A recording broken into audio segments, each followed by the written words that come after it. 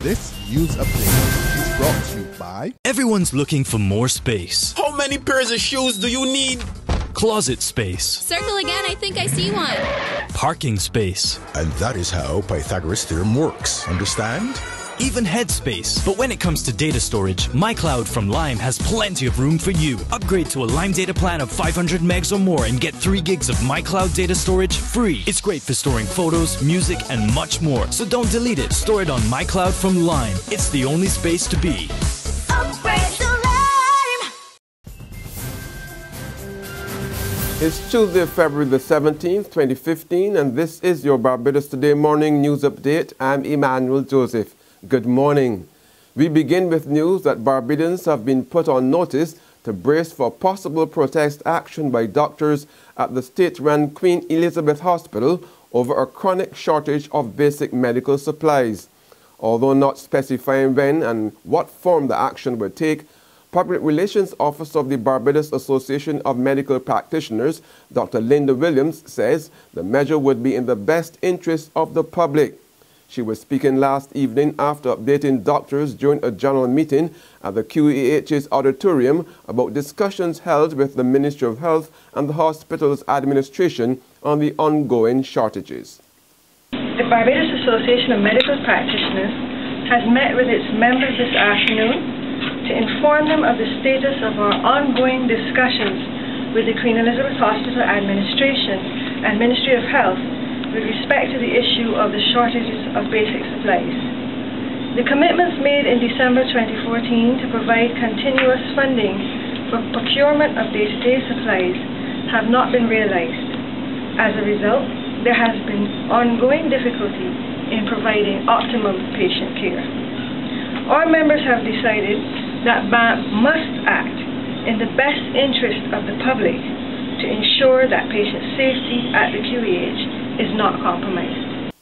When contacted last night, both Minister of Health John Boyce and Chief Executive Officer of the QEH, Dr. Dexter James, admitted they were in the dark regarding the doctor's pending action.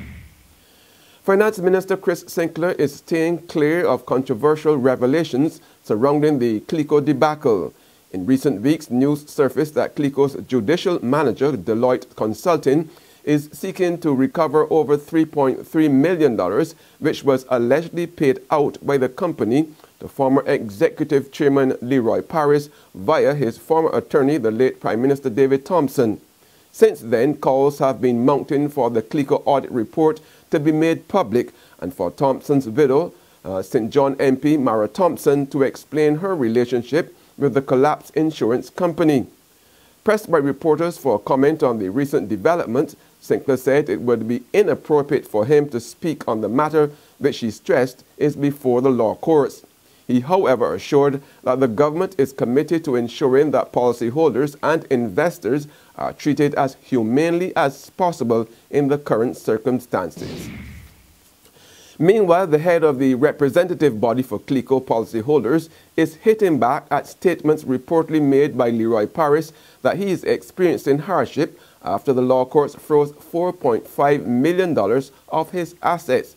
Chairperson of the Barbados Investors and Policyholders Alliance, June Fowler, tells Barbados Today that if claims of hardship by Paris are true, it's high time he shares the experiences of pensioners and policyholders who have been left empty-handed. If you want the problem to go away, then all you need to do is to honor the case hearing, honor what the judicial manager is seeking to recover, and that is to hand over $3.3 million. So you have $5 million in the central bank, you have I think about $7 in the Scotia Bank, that appears to be cash. Then the solution is easy.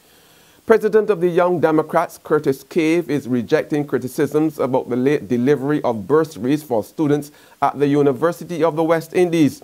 Last July, Education Minister Ronald Jones had promised the assistance for 3,000 students who could not afford to pay their tuition fees.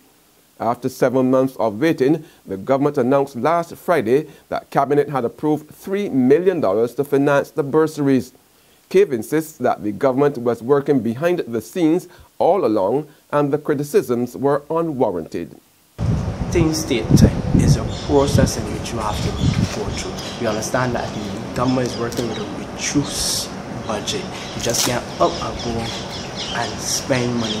That you have to go through a process where you're going to get the money from what, right? If it's going to be wise to spend it in this area because we have to prioritize. Fortunately enough, when the prioritizing did happen, we recognize that young people were top in the priority list, right? So that is one thing, and you also want to make sure as it relates to the process, right? Give the time some time stuff to work.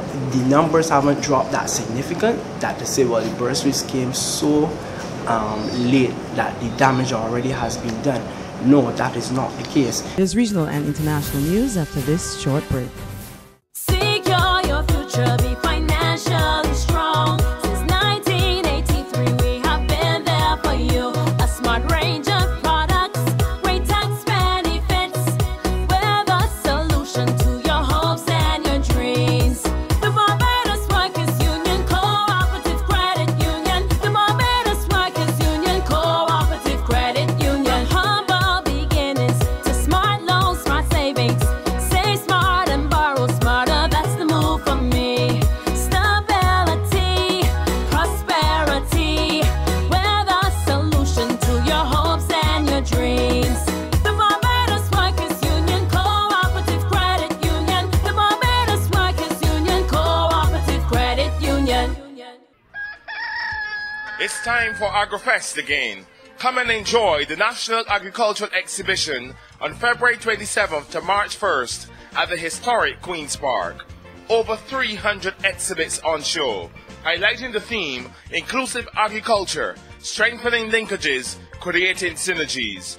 AgriFest 2015, the biggest agricultural exhibition in the Caribbean. Don't miss it.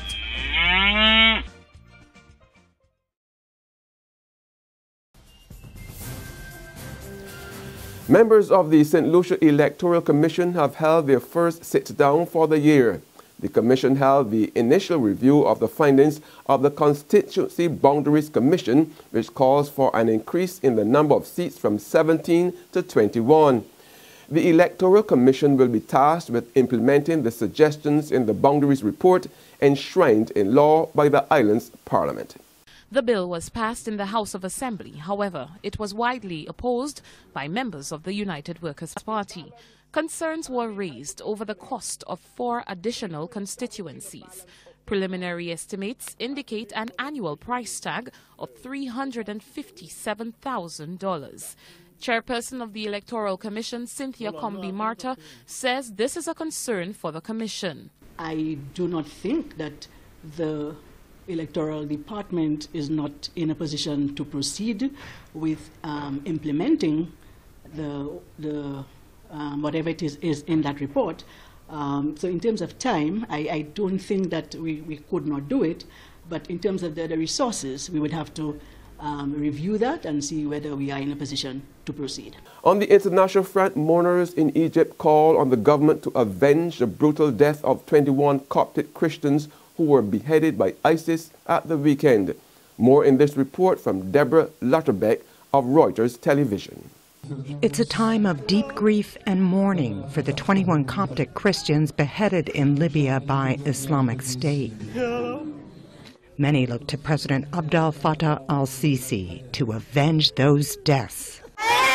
Grief fills the streets as Egyptian jets strike Libya.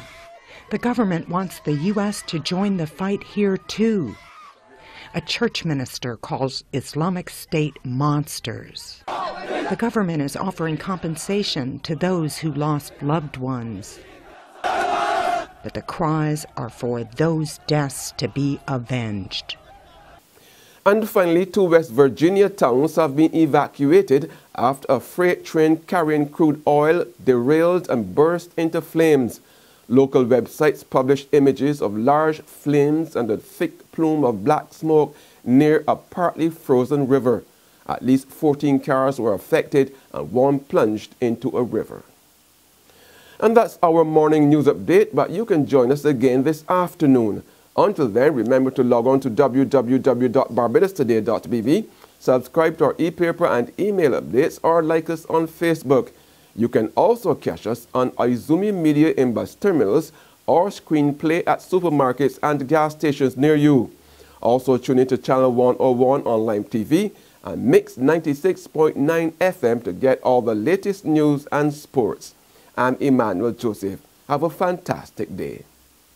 This news update is brought to you by... Everyone's looking for more space. How many pairs of shoes do you need? Closet space. Circle again, I think I see one. Parking space. And that is how Pythagoras theorem works. Understand? Even headspace. But when it comes to data storage, MyCloud from Lime has plenty of room for you. Upgrade to a Lime data plan of 500 megs or more and get 3 gigs of MyCloud data storage free. It's great for storing photos, music, and much more. So don't delete it. Store it on MyCloud from Lime. It's the only space to be.